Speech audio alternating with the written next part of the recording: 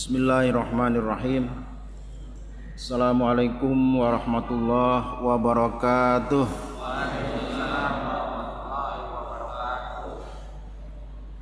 Innal hamdalillah nahmaduhu wa nasta'inuhu wa nastaghfiruh wa na'udzu billahi min syururi anfusina wa sayyiati a'malina. May yahdihillahu fala mudhillalah wa may yudlil fala hadiyalah. Asyhadu an la ilaha illallah wahdahu la syarikalah wa asyhadu anna Muhammadan abduhu wa rasuluh, amma ba'd. Saudara-saudaraku kaum muslimin yang dirahmati Allah Subhanahu wa taala, alhamdulillah pada setiap malam Jumat kita di masjid ini mengadakan kajian sirah, baik yang menyangkut sirah nabawiyah maupun sirah sahabiyah. Dalam kesempatan ini sedikit kami mengingatkan, khusus dari saya dan juga hamba Allah sekalian, apa dampak atau pelajaran yang kita akan ambil dari sirah. Saya yakin hamba Allah akan menjawab di hatinya, saya ingin seperti sahabat. Apa ada yang seperti itu? Tapi kalau ada orang berkata, itu kan dongeng. Kalau orang mengatakan dongeng tentang kisah sahabat, berarti apa yang Allah katakan seperti orang-orang jahiliyah di zaman Nabi mengatakan Quran itu dongeng. Padahal sahabat oleh Allah disebutkan dalam surah At-Taubah ayat 100. Di situ Allah berfirman, a'udzubillahi minasyaitonirrajim, was-sabiqunal awwalun minal muhajirin wal ansor. Orang-orang yang telah terdahulu dari kalangan muhajirin dan ansor. Disebut tuh muhajirin dan ansor. Adalah orang-orang yang layak. Apa layaknya? A'adalahum jannatin tajri. Mereka telah dijanjikan oleh Allah, yaitu gedung-gedung yang ada di surga. Jannatin, beberapa surga. Jadi surganya bukan satu, banyak. Ya. Nah, kita ingin itba. Apa itu itba? Mengikuti. Karena ada ayat walladzina taba'uhum, dan orang-orang yang mengikuti mereka. Ini kan ada ayatnya. Itu masih kelanjutan ayat 100 itu. Jadi orang-orang yang mengikuti mereka ya termasuk kita. Ya kalau di zaman Nabi, selesai Nabi wafat diganti sahabat. Sahabat wafat diganti tabi'in. tabi'in meninggal diganti tabi'in terus. Nah, kita termasuk walladzina taba'uhum bi ihsan. Dari itu saudaraku kaum muslimin yang dirahmati Allah, berapa sih sahabat itu semuanya? Nah, ini menurut catatan yang kami baca dalam kitab kelengkapan tarikh Nabi Muhammad sallallahu alaihi wasallam yang ditulis oleh Kiai Haji Munawar Khalil. Saya selalu mengagumi karya beliau ini karena satu-satunya ulama Indonesia yang menyusun sirah Nabi dan terlengkap. Saya katakan terlengkap karena saya sudah membaca beberapa kitab sirah, baik sirah Nabawi maupun sirah sahabat. Contoh nih, kita kenal di Bandung ada kiai namanya Hasan, Ahmad Hasan. Ini tokohnya Persis. Hasan itu, padahal Ahmad Hasan kan disingkat jadi Hasan. Dia nyusun sirah, judulnya apa? Mengenal Muhammad. Coba, mengenal Muhammad. Jadi Nabi Muhammad nggak pakai Nabi lagi, mengenal Muhammad. Masya Allah. Ini sama seperti karya seorang ulama Mesir dengan judul Hayat Muhammad. Dan kitab ini tidak dipakai di Arab Saudi. Kenapa? Kalau orang Sunda bilangnya su'ul adab, tidak punya adab. Allah aja memanggilnya ya ayuhan nabi, wahai nabi. Ini manggil nabi, nyebut nabi namanya. Padahal Allah sendiri bisa kita lihat dalam surat At-Tahrim, dalam surat Al-Ahzab, itu manggil Nabi ya ayyuhan nabi. Wahai nabi. Tidak mengatakan ya Muhammad, enggak ada kalimat ya Muhammad. Ya ayyuhar rasul, wahai rasul. Nah, ini adab ya, akhlak namanya. Nah, terus ada lagi karya sebuah sirah yang disusun oleh Profesor Dr. Ahmad Ali As-Solabi. Ini karya tarikh yang paling mutakhir sekarang ini. Judul kitabnya Sejarah Lengkap Nabi Muhammad. Tebalnya segini tebalnya. Saya alhamdulillah memilikinya dan begitu saya lihat sahabat saya punya kitab itu langsung hati saya berdebar. Masa dia punya saya nggak punya? Pertama saya pinjam dulu, saya buka, akhirnya saya langsung datang ke Jakarta, ke toko buku, waktu itu sedang book fair di Senayan. Ketemu langsung saya ambil, membeli. Tapi begitu saya bandingkan sejarah lengkap Nabi Muhammad yang disusun oleh Profesor Dr. Ali As-Solabi dengan kelengkapan antara Nabi Muhammad, masih jauh. Masih lengkapnya kelengkapan tarikh. Namanya juga kelengkapan tarikh. Kalau ini kan sejarah lengkap. Nah, kalau ini 1 jilid besar, kalau ini kelengkapan tarikh 4 jilid besar. Bayangkan. 1 jilid rata-rata 700 halaman. Kalau 4 berapa? Mau bisa dibayangkan tuh. Terus ada lagi ulama Indonesia tapi dari Medan. Namanya Sirajuddin Abbas. Itu nyusun kitab namanya dengan judul apa? Karakteristik sifat Rasulullah. Masya Allah. Saya baca jilid 1 sama jilid 2, waduh, kayaknya belum saya menemukan.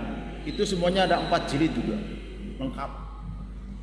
Nah, dari karya-karya kitab yang berbahasa Indonesia, nah, kemudian kita lihat dari berbagai sirah yang berbahasa Arab, itu ada yang namanya Sirah Ibnu Hisam, itu 2 jilid. Ada lagi karya Ibnu Katsir khusus tentang sejarah namanya Al-Bidayah wa Nihayah. Itu 16 jilid asli bahasa Arab. Kemudian sekarang itu sudah diterjemahkan ke dalam bahasa Indonesia, itu menjadi kurang lebih 23 jilid, tebal segini. Alhamdulillah yang saya katakan itu saya ada di rumah semua. Al-Bidayah wa Nihayah itu saya punya aslinya, dikirim oleh kakak ipar saya dari Arab Saudi. Nah, waktu saya mau beli terjemahnya karena sudah ada aslinya, saya nggak begitu tertarik. Nah, Nah, dari kitab-kitab tersebut yang saya kaji, yang saya baca sebagai rujukan, maka pada malam ini saya akan sampaikan siapa Abu Bakar Siddiq. Nah, karena waktu saya di Sudan, satu saat saya nyetel TV, orang ceramah di TV. Begitu disebut nama sahabat Abu Bakar, Umar, langsung dia bilang, Abu Bakar wal Umar laknatullah. Kaget saya. Loh, kok ada, kata saya. Siapa itu orang? Ternyata Syiah. Ternyata Syiah itu kalau sahabat yang 4, Abu Bakar, Umar, Utsman, Ali, yang diaku hanya Ali. Nah, ini nggak diaku ini. Bahkan ini nomor 1 ini dikatakan perampas khalifah katanya. Waduh. Padahal kalau kita lihat aslinya oleh orang-orang Syiah yang sendiri yang menulis tentang sejarah itu, orang-orang Syiah yang asli, artinya tidak ambisius ya, tidak timbul kepada sahabat yang 1, 2 itu lurus aja. Contoh, sebuah karya kita namanya Hasan wal Husain, itu yang nyusun orang Syiah, tapi lurus dia, nggak tertarik sana. Justru Abu Bakar, Umar, Utsman, ini sahabat yang diridhoi oleh Allah. Dan sahabat Nabi, cucunya yang namanya Hasan dan Husain itu mendukung siapa? Abu Bakar, Umar, Utsman. Nah, sementara di yang lain ini kok dicaci maki, naudzubillahimin.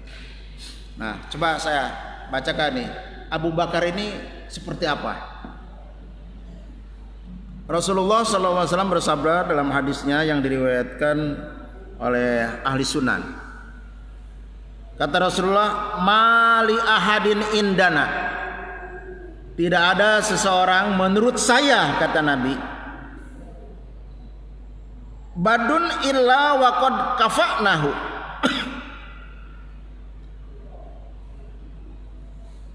yang memiliki jasa yang baik kepada kami, ma khala Abu Bakrin, selain Abu Bakar. Jadi orang yang paling berjasa kepada Nabi SAW adalah ia Abu Bakar. Fa inna lahu indana badun yukafihu Allah biha yaumal qiyamah. Kata beliau, sesungguhnya dia mempunyai jasa yang sangat mulia. Badan artinya jasa. Yang jasa ini bukan sembarangan jasa, dan Allah yang akan membalasnya jasa tersebut yaumal qiyamah, di hari kiamat. Wa ma nafa'ani, dan aku tidak mengambil manfaat malu ahadin, dari harta seseorang, qatun, sama sekali. Ma nafa'ani malun Abi Bakrin, apa yang saya ambil manfaat dari harta adalah hartanya Abu Bakar. Masya Allah. Walau kuntu muttakhidan, sekiranya saya mengambil apa? Khalil, kekasih, latakhaddu, niscaya saya akan mengambil Abu Bakrin khalilan, Abu Bakar sebagai kekasih setia saya. Ini pernyataan Rasulullah terhadap siapa? Abu Bakar Siddiq. Artinya tidak ada sahabat yang lain sehebat Abu Bakar. Harta siapa? Abdurrahman bin Auf, harta Utsman bin Affan, kalau dinilai dengan harta yang dimiliki Abu Bakar, itu tidak ada yang menyamai. Coba istri Nabi yang gadis usia 9 tahun. Saya waktu itu berkata, masa 9 tahun? Itu dinikahkan secara gantung, nikah gantung ya. Pada usia 10 tahun kan sudah mulai agak besar ya. Baru oleh orang tuanya diserahkan kepada Nabi. Ada yang mengatakan 12, ada yang mengatakan 11. Saya satu saat manggil anak-anak sedang main. Ada yang gede, ada yang tinggi. Saya tanya, kamu berapa umurnya? 11. Wah, 11. 11 tahun kayak SMA kelas 3. Gede badannya. Ya, bongsor. Dan buah dadanya sudah keluar. Bayangkan 11 tahun. Langsung saya teringat, ini jangan-jangan Aisyah dulu kayak begini kata saya. Artinya masih kecil, usia 10 tahun kan kecil ya. Dia oleh orang tuanya sudah diserahkan kepada Nabi. Kan 3 tahun dia nggak gantung. Dari sejak pernikahan, ada yang mengatakan umur 7 tahun dinikahkan, cuma begitu usia 10 tahun diserahkan. Nah, siapa dia? Dia putri Abu Bakar, Aisyah. Coba, ini bagaimana Abu Bakar membela Rasulullah Sallallahu Alaihi Wasallam. Tidak dirinya, hartanya, keluarganya kalau perlu diminta oleh Nabi siap menyerahkan. Dialah Abu Bakar. Dan yang kedua ini, tidak ada satupun sahabat menghadapi permasalahan semua ragu. Begitu disampaikan Islam ragu. Apalagi pada saat Nabi menyampaikan peristiwa Isra dan Mi'raj. Tidak sedikit orang yang murtad dari Islam. Kenapa? Tidak masuk akal. Nabi jalan malam hari dari Mekah ke Madinah. Apa? Dari Masjidil Haram ke Masjidil Aqsa. Itu biasanya orang jalan 1 bulan. PP 2 bulan. Masa semalam? Dan itu hanya beberapa jam. Bukan dari maghrib sampai subuh, enggak. Ya sekitar antara jam 1 jam 2 aja. Pagi subuh sudah ada. Apalagi Nabi mengatakan dari situ dia naik ke langit sampai ke Sidratul Muntaha. Wah, maka Nabi kan dikatakan majnun. Muhammad gelo. Nah, makanya Abu Jahal waktu Nabi menyampaikan, Muhammad sebentar, begini. Jadi Nabi begitu diisrokan dan dimi'rajkan, datang ke Masjidil Haram. Nah, pagi-pagi Abu Jahal dengan kawan-kawannya itu biasa kumpul tuh. Kata Nabi, datang Nabi, saya ada yang mau saya sampaikan, berita terupdate kalau bahasa kita, terbaru. Oh bagus, silahkan. Tadi malam saya jalan dari Masjidil Haram sini ini katanya, ke Masjidil Aqsa. Terus dari situ saya naik ke angkasa sampai ke Sidratul Muntaha. Terus saya diperlihatkan surga neraka, terus kembali lagi. Orang pada nyengir semua. Muhammad sebentar, kamu di sini ya, jangan pergi ya. Saya mau keluar dulu. Saya mau kasih tahu orang-orang, biar mereka tahu kau di sini ya. Iya boleh kata Nabi. Nah, begitu mereka datang diundang sama Abu Jahal, kumpul tuh di depan Nabi itu. Kata Abu Jahal, coba Muhammad, tolong sampaikan yang tadi engkau sampaikan sama saya. Disampaikanlah dari awal lagi. Bahkan Kiai Haji Munawwari dengan lengkap dengan hadis-hadis yang dia tuangkan dari Bukhari dan Muslim. Nah, semalam itu saya tidur di bibi saya, Umuhan. Saya nginap. Nah, tidak jauh dari Masjidil Haram, rumahnya itu dekat. Tiba-tiba kalau istilah bahasa terdengar suara keluprak. Nah, pernah dengar bahasa keluprak? Ini orang Sunda bahasanya. Apa itu? Kan Di atas atap tuh kan ada genteng ya kalau kita kan. Ada apa ini? Tahu-tahu apa? Itu bagian atas kelihatan agak bolong. Kalau istilah kita genteng ya. Tahu-tahu Jibril datang. Saya sedang tidur kata. Terus dibangunkan, ya Muhammad, kita berangkat menuju panggilan Allah. Kendaraan sudah saya siapkan, yaitu yang disebut namanya buruk. Ya, siap. Ya.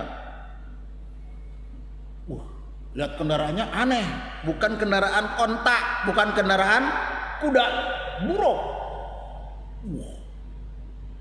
Langsung Jibril mengajaknya, naiklah kendaraan itu. Nah, orang Mekah kaget, nggak ada buruk di Mekah, kan gitu. Akhirnya apa? Berjalanlah saya. Begitu kendaraan mulai melejit, itu langkahnya satu langkah sejauh mata memandang. Hah, kaget lagi orang. Langkah kan rata-rata 1 meter, 2 meter, ini sejauh mata memandang. Begitu naik, itu kaki belakang memanjang. Jadi Nabi nggak pernah naik begini, kalau turun nggak pernah begini, selalu datar. Kenapa? Setiap dia turun, itu kaki depan langsung memanjang. Jadi datar terus. Kalau naik, kaki belakang naik. Waduh. Kata orang sudah hibang, tahu himang? Bingung ya kita. Akhirnya sampailah di Baitul Maqdis. Nah, dari Baitul Maqdis saya naik Mi'raj. Kalau Mi'raj itu tangga naik. Kan gambarannya kalau tangga itu ya umumnya kan tangga dibuat dari kayu ya atau dari itu. Berarti kan terekel gitu. Bengong orang semua. Di langit satu saya ketemu Nabi Adam. Naik lagi langit kedua saya ketemu Nabi Yahya, Nabi Isa. Di langit ketiga ketemu lagi Nabi Fulan. Di langit keempat ketemu Nabi Idris. Di langit kelima ketemu lagi dengan siapa? Nabi Ibrahim. Langit ke-6 Nabi Musa. Langit ke-7 Nabi Adam.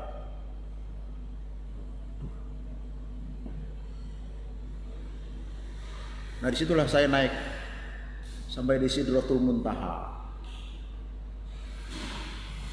Nah, di situ ada pohon besar. Itu saking besarnya kan di bawah pohon itu ada namanya apa? Tempat iuh-iuhan. Bayangan pohon tuh. Itu kalau orang berjalan di bayangannya saja saking besarnya, itu jarak perjalanan 500 tahun. Ya Allah. 500 tahun kan bukan sedikit itu. Dan di pohon itu daunnya, daun pohon itu, setiap daun ada nama orang yang lahir ke dunia. Umumnya saya, itu ada itu. Kamaludin lahir tanggal sekian, bulan sekian, tahun sekian. Terus database-nya keluar semua tuh. Ya Allah. Jadi berapa miliar manusia itu ada di semua. Datanya udah ada. Bingung orang Quraisy kan? Muhammad nyari tanaman bohong ya. Begitu selesai Nabi Muhammad berkisah tentang itu. Ada yang kalau istilah bahasa kita mah culangung, songong.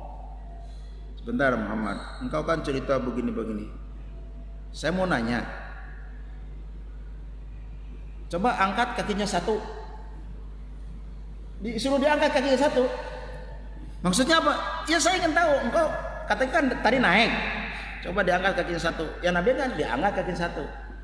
Coba yang satunya lagi. Ya kalau dia nggak jatuh. Lah, bagaimana mau naik? Baru aja diangkat kakinya udah jatuh. Berarti engkau ini bohong. Ketawa semua orang. Bayangkan itu. Nggak ada satupun sahabat yang hadir.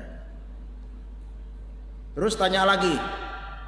Kalau engkau cerita tanya datang ke Baitul Maqdis. Saya tanya, berapa tiangnya Baitul Maqdis? Tiang ditanya. Padahal Nabi kesana kan bukan ngitung tiang. Waduh. Kalau engkau ke sana pasti tahu. Nah, waktu ditanya itu Allah perlihatkan gambar kayak video.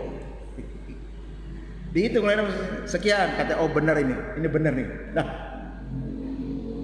Nah, bingung orang Quraisy nih. Ada yang mengatakan tidak percaya, ada yang mengatakan percaya. Nggak ada satupun sahabat yang hadir. Akhirnya Abu Jahal nyuruh coba panggil itu Abu Jahal. Abu Bakar. Abu Bakar di rumahnya, kemudian orang datang, ya Abu Bakrin. Nah, itu Muhammad sedang ditanya itu di masjid tentang apa? Ya dia katanya tadi malam Isra Mi'raj dari Masjidil Haram ke Masjidil Aqsa, kemudian naik ke langit sampai Sidratul Muntaha. Ente bener nggak? Maksudnya nanya kepada ente percaya nggak? Ini orang yang diutus Abu Jahal. Apa jawaban Abu Bakar? Kalau yang diucapkan itu oleh Nabi Muhammad, saya percaya. Jangankan antara Masjidil Haram ke Masjidil Aqsa, lebih daripada itu saya percaya. Benar? Ya benar saya. Kalau yang ngomong itu Nabi Muhammad. Kaget tuh. Belum ketemu Nabi Muhammad baru dengar dari datang Abu Bakar.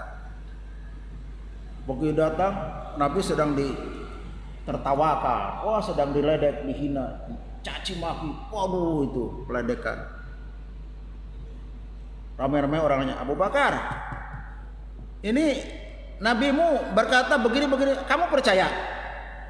Abu Bakar dengan lantang, kalau yang diucapkan oleh Nabi saya ini berjalan dari tempat ini ke Palestina, jarak sekian ribu kilometer, hanya beberapa saat, ditambah naik langit sampai Sidratul Muntaha, saya percaya. Ketawa semua. Dan sejak itulah Abu Bakar dikasih nama Abu Bakar Siddiq. Dialah orang yang benar dan membenarkan. Siddiq, makanya Abu Bakar As-Siddiq. Nah itu kenapa dikatakan Abu Bakar Siddiq. Nah, sekarang kenapa dikatakan Abu Bakar? Nah, nama aslinya bukan Abu Bakar. Ini saya baca nih, nama asli Abu Bakar. Beliau Abdullah namanya, ya. Ada kalimat Utsmannya, yaitu Abdullah bin Utsman bin Amr bin Ka'ab bin Sa'ad At-Taim bin Murrah bin Ka'ab bin Lu'ay al-Quraisy At-Tamimi. Jadi namanya panjang. Jadi adalah nama aslinya Abdullah bin Utsman bin Amr bin Ka'ab. Nah, kenapa jadi Abu Bakar? Nah, dia itu waktu kecil senangnya ngangon. Tahu ngangon kan? Ngangon kambing, ngangon onta. Nah, dia senang sekali dengan onta yang dia pelihara. Bakar itu nama onta. Maka Abu Bakar bapaknya onta. Nah, karena dia senang dengan binatang yang dia urus dari kecil, yaitu onta, maka disebutlah Abu Bakar. Saya kira Abu Bakar itu kan, saya kira Bakar itu kan perawan. Ini bapaknya perawan, masa bapaknya perawan? Ternyata itu panggilan dari binatang onta. Nah, Abu Bakar. Nah, Abu Bakar ini kenapa dia masuk Islam? Dia itu pada usia 10 tahun dan Nabi waktu itu usia 12 tahun ikut dagang bersama orang tuanya ke Syria atau ke Syam. Jadi Abu Bakar itu dari kecil itu dididik oleh orang tuanya jadi pedagang.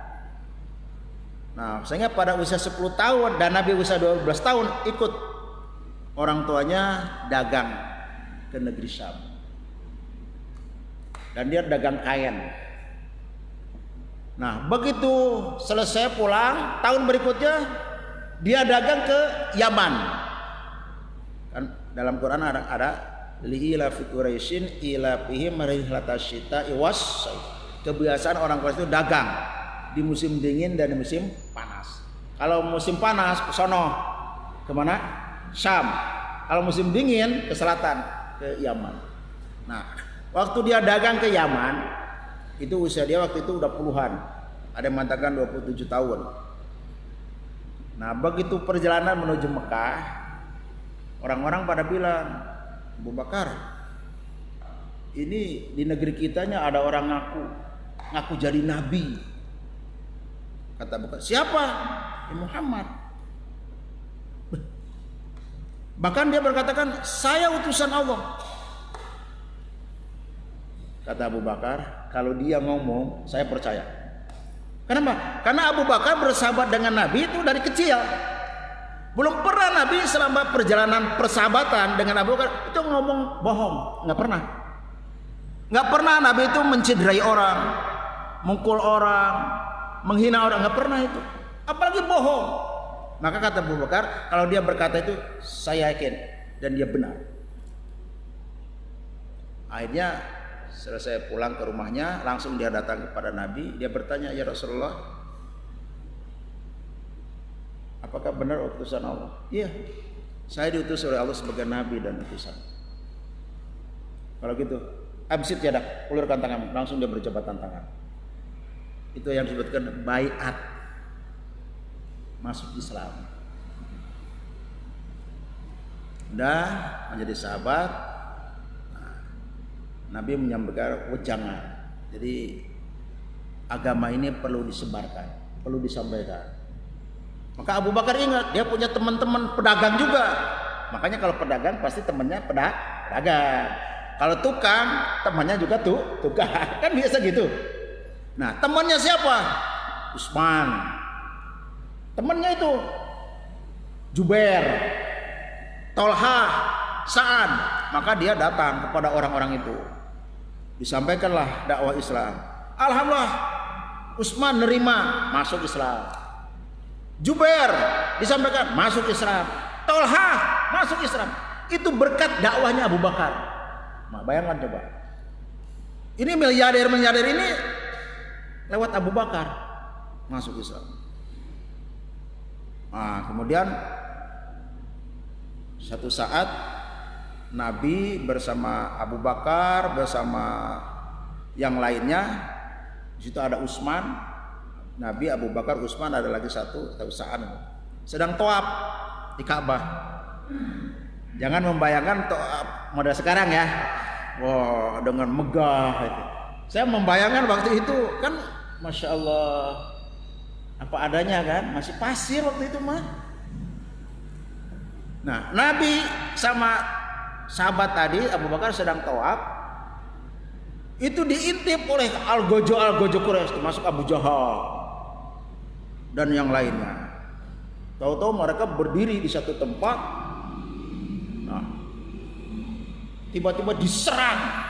Bayangkan diserang itu sahabat, langsung ditangkis, set, gedebu jatuh. Utsman diserang, tangkis lagi, singset, tendang, gedebu jatuh. Ini jago-jago pada jatuh semua.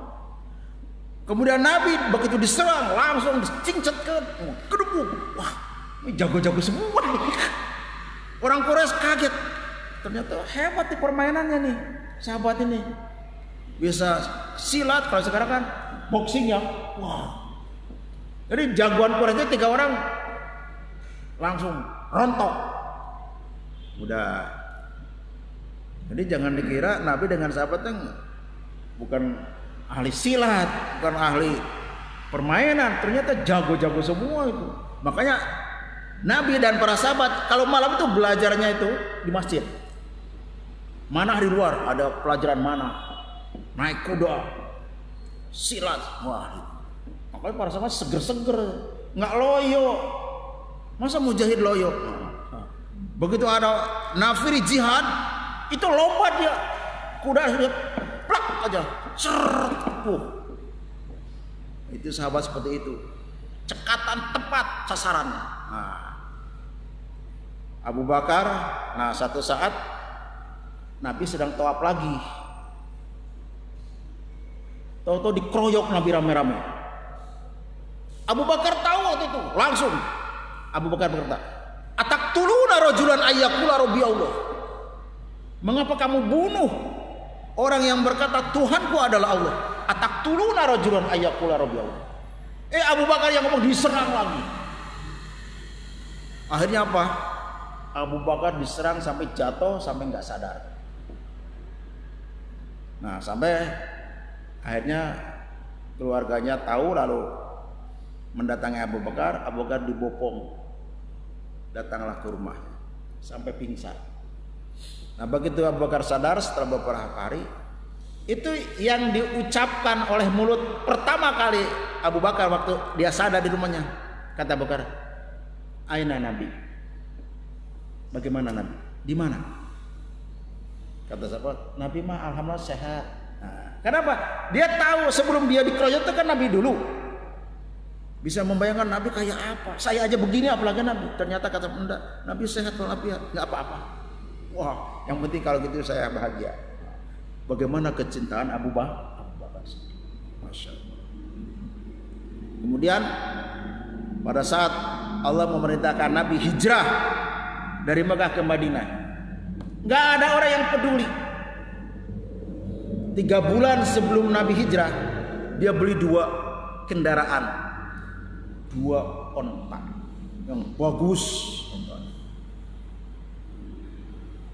Dia beli, 1 untuk Nabi, 1 untuk dia. Nggak bilang sama Nabi, enggak. Pokoknya udah itu yang disebutkan oleh Allah dalam surah Al-Anfal, wa a'iddu lahum mastata'tum. Siap-siap Anda. Wah, jadi Abu Bakar udah siap. Padahal Nabi tidak memberikan amanah, tidak pesan, pokoknya udah ngerti. Begitu Rasulullah memerintahkan para sahabat agar hijrah ke Mekah, dari Mekah ke Madinah, semua para sahabat hijrah. Orang yang pertama hijrah tanpa ada mundur maju, Abu Salamah dengan istrinya, dengan anaknya berangkat. Nah, sahabat yang lain itu, nah, bagian itu Abu Bakar. Abu Bakar setiap izin selalu Nabi, "Oh kamu meninggal." Nah, kalau lain yang izin mau berangkat silahkan. Tapi begitu Abu Bakar minta izin mau hijrah, ntar dulu kamu. Nah, udah. Makanya Abu Bakar siap-siap aja. Jangan-jangan nanti satu saat saya diminta oleh Nabi, saya harus siap. Maka tiba-tiba setelah orang Quraisy mengadakan sidang di Darun Nadwah, dan isi sidang memutuskan mereka harus membunuh Nabi. Caranya terserahlah, yaitu diaturlah satu strategi dari setiap kabilah yang hadir dalam persidangan mengirim 1 anak muda lengkap dengan senjata yang tajam. Nah, akhirnya mereka dalam satu saat mengirimkan utusannya, anak-anak muda yang gagah-gagah. Mereka kumpul di depan rumah Nabi. Begitu mulai maghrib tiba, mereka sudah hadir. Maka begitu tengah malam, mereka akan menyerang Nabi di rumahnya. Ternyata rasa malu masih ada. Sekalipun orang kafir itu kalau malu ya ada itu. Kenapa? Setiap dia mau ketok rumah Nabi, apalagi naik ke atas, itu di dalam rumah ada bayi, langsung nangis. Hanya mereka turun lagi nggak jadi. Nah, sampai ada yang bilang begini, "Muhammad dari luar nih, katanya engkau berkata siapa yang ikut agama engkau pasti masuk surga, siapa yang tidak mau ikut masuk neraka." Kata, "Iya, termasuk ente yang ngomong." Duh. Abu Jahal yang ngomong, kata Nabi, termasuk ente yang ngomong. Oh, itu berapa banyak itu? Pemudanya 50 orang, tokoh Quraisynya 200 orang yang menyaksikan peristiwa malam itu. Abu Bakar di mana? Di rumahnya Abu Bakar. Begitu Nabi keluar dari rumahnya, itu anak-anak muda di sekitar rumahnya itu berjejer semuanya, lengkap dengan senjatanya. Tapi ajaibnya apa? Tidak ada satupun yang bergerak. Nabi begitu keluar membaca surat Yasin yang belum lama diturunkan Allah kepadanya. Yasin wal Qur'anil Hakim innaka laminal mursalin. Begitu sampai pada ayat wa ja'alna min baini aydihim saddan wa min khalfihim saddan fa aghshaynahum fahum la yubsirun. Itu ambil pasir, perulukin kepalanya. Orang ini kayak apa? Kayak patung, berdiri tegap tapi nggak melihat, melotot doang. Sampai kepalanya disiramin pasir, nggak ada yang bergerak. Nabi lewat sendiri saya. Sampai di rumahnya Abu Bakar, ternyata Abu Bakar udah siap. Ya Abu Bakar, ya, ayo kita berangkat. Ya siap. Berangkat. Kemana? Ya ikuti. Masuklah ke sebuah gunung yang disebut yaitu Gua Thur. Nabi berlindung di Gua Thur bersama siapa? Abu Bakar. Nggak ada sahabat yang lain. Maka turunlah surah At-Taubah ayat 40-41. Di situ Allah berkata, yaitu tentang bagaimana Nabi berlindung di dalam gua, yaitu dengan sahabatnya yang bernama Abu Bakar. Di situ Nabi Allah menurunkan ayat la tahzan innallaha ma'ana. Jangan kamu sedih, Allah lah bersama kalian. Yaitu di dalam gua. Udah Nabi aman ceritanya, udah di dalam gua. Orang Quraisy mabuk kepala. Sekian banyak orang, Nabi keluar nggak ada yang ngelihat. Nah, yang mengasih tahu bahwa Nabi udah keluar, orang yang pernah hadir dalam sidang di Darun Nadwah, dan dia mengatakan saya dari Najd. Ternyata dia adalah iblis menjelma seorang kakek. Dan dialah yang ngasih tahu orang-orang yang berdiri. Kata si kakek tadi, anak muda, ngapain kamu di situ? Saya sedang nunggu Muhammad. Hah? Nunggu Muhammad? Itu tadi di depan kamu Muhammad lewat. Oh, enggak ada. Saya dari tadi di sini. Iya. Coba sekarang kamu pegang kepalamu. Coba lihat. Begitu pegang pasir. Nah itu kamu diperlakukan seperti itu. Hah? Langsung itu orang yang tadinya ada punya rasa takut, langsung dia bergerak cepat, langsung mendobrak pintu Nabi. Rumah Nabi didobrak, ternyata Nabi sudah nggak ada. Yang ada Ali di dalamnya. Ali akhirnya apa? Dibangunkan, ditanya, mana Muhammad? Aina Muhammad? Kata Ali, la adri, tenyaho saya.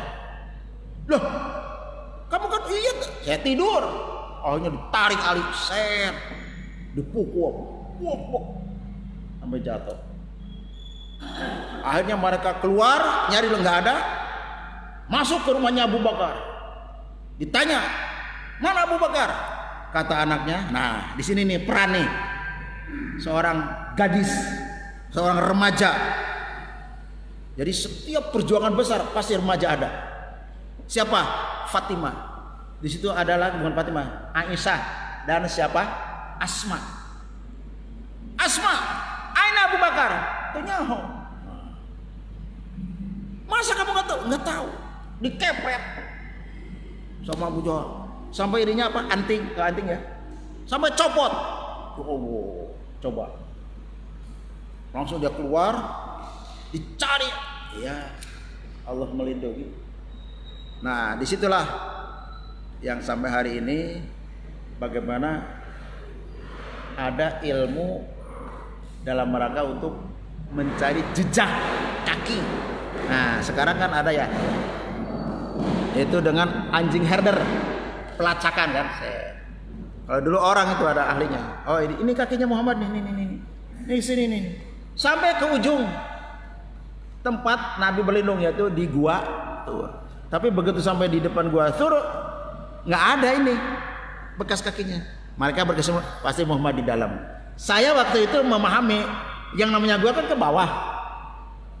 Tapi begitu saya umroh, saya tanya sama guide saya, itu Gua Thur mana? Itu Pak Ustaz. Hah? Jadi naik? Iya naik. Saya tanya, berapa kalau kita naik ke atas? Ya lumayan lah 2 jam. Hah? 2 jam? Ngajari saya begitu. Dan ternyata tempatnya begini naiknya nih. Bukan begini. Merangkak. Ya Allah, saya membayangkan Nabi naik bersama Abu Bakar di situ. Ya pantas kata saya. Mereka tidak sempat masuk ke dalamnya. Guanya bukan di bawah, di atas. Nah, disitulah Nah waktu di atas itulah Abu Bakar. Nah ini kembali lagi Abu Bakar meneteskan air mata, nangis. Nah waktu nangis Nabi berkata, la tahzan, innallaha ma'ana. Kenapa engkau nangis? Saya membayangkan ya Rasulullah, itu kaki mereka. Saya lihat itu kakinya tuh. Kalau mereka ngelirik ke bawah, pasti mereka tahu kaki kita. Dan kalau mereka masuk, habislah perjuangan kita. Sekian tahun di Makkah kita berjuang, 13 tahun, hanya di titik ini kita berakhir. Kata Nabi, Abu Bakar, coba kamu bangun, coba lihat di belakang. Jadi kalau ini pintu gua nih, disuruh melihat ke belakang. Begitu ke belakang, kaget, ada pintu. Nah, ada pintu, coba buka, dibuka pintunya. Nah, kata Nabi, kalau mereka masuk, kita tinggal masuk aja pintu, kita tutup dari dalam kunci. Tenang Abu Bakar, alhamdulillah. Itulah pertolongan Allah kepada Rasulullah dan Abu. Karena waktu Isa tiba ya, kita sambung pada pertemuan yang lalu. Memang saya berencana kisah Abu Bakar ini mungkin 3 jilid. Sebab bukunya aja khusus Abu Bakar ini mah kecil. Khusus Abu Bakar itu disusun oleh Profesor Muhammad Ali As-Solabi, 1 jilid besar khusus Abu Bakar. Jadi kalau 4 sahabat itu 4 jilid besar. Abu Bakar 1 jilid, Umar 1 jilid, lebih besar Umar daripada Abu Bakar. Terus Utsman, terus Ali. Mungkin sampai sini dulu ya. Barangkali ada mau ditanyakan silakan sebelum saya akhiri. Tafadhol. Ya. Nah. Sudah. Ya kan tadi waktu Nabi ditanya oleh orang Quraisy, Abu Bakar muncul, nah sejak itulah Nabi kemudian memanggilnya As-Siddiq. Ya Nabi sendiri, Rasulullah. Karena tidak ada orang yang membenarkan kecuali dia. Makanya Abu Bakar Abu Bakar yang jujur dan benar. Iya, terpercaya. Sudah ya? Yakin? Bukan ngarang sendiri. Ngarang As-Siddiq enggak. Silakan yang lain ada lagi? Ini kita baru Abu Bakar ya. Baru sampai tadi di mana? Persiapan mau hijrah. Sampai turun ayat yaitu la tahzan innallaha ma'ana. Ada lagi? Silakan sebelah kiri atau sebelah kanan.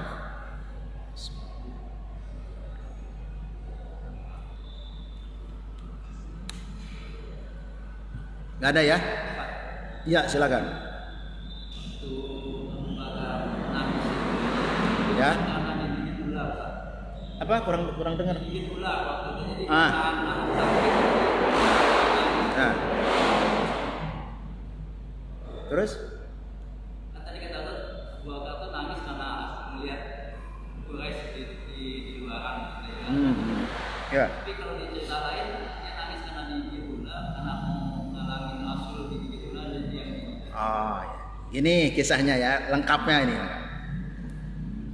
Waktu Nabi bersama Abu Bakar sudah di depan pintu gua Tur, Abu Bakar tahu ini gua ini kan gua mau ditempatin. Maka Abu Bakar otomatis dia minta izin masuk duluan.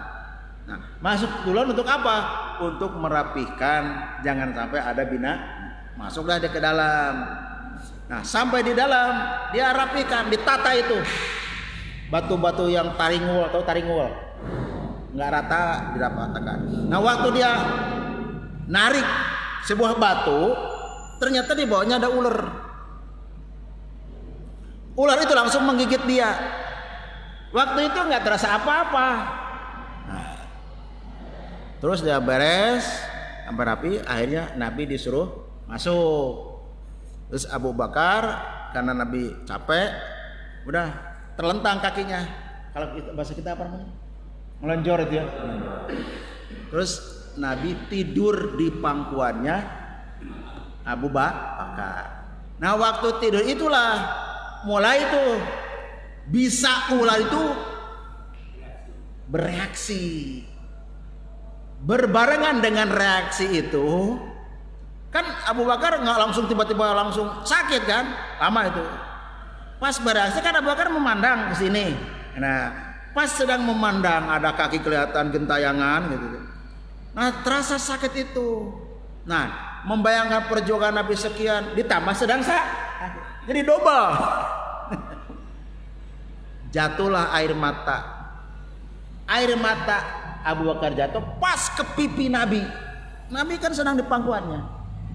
Nah, itulah Nabi kaget, makanya langsung, "Limada ya Abu Bakar, kenapa?" Sampaikanlah begini yang tadi itu. Kata Nabi, enggak. Innallaha ma'ana, Allah bersama kita. Bukan kita ini berdua, tapi ada yang ketiga, Allah. Maka untuk meyakinkan disuruh bangun coba. Nah, itulah. Itu kalau memang dikatakan gara-gara digigit ular. Jadi bukan langsung gigit langsung sakit, enggak. Itu dijelaskan oleh Kiai Haji Munawar Khalil dalam kelengkapan tarikh Nabi Muhammad. Sudah? Oke, bagus tuh pertanyaan. Nah. Baik, silakan. Ada lagi yang nanya? Ya. Terkait masalah kendaraan buruk. Ya. Saya dan kepalanya wanita yang cantik. Ini juga menganggap bahwa ini syariat. Nah, sedangkan dari bahasa Arab buruk kan artinya jelas. Ya. Ya, sudah. Kalau di aslinya nggak ada bentuknya kayak wanita. Memang kalau disebutkan wanita itu Israiliyat. Di sabdanya nggak ada wajahnya kayak perempuan yang tercantik. Nah itu memang. Jadi kalau Nabi mengatakan naik buruk itu wajahnya kayak perempuan, berarti pikirannya, berarti Nabi senang sama perempuan, pantas istrinya banyak. Ternyata nggak begitu.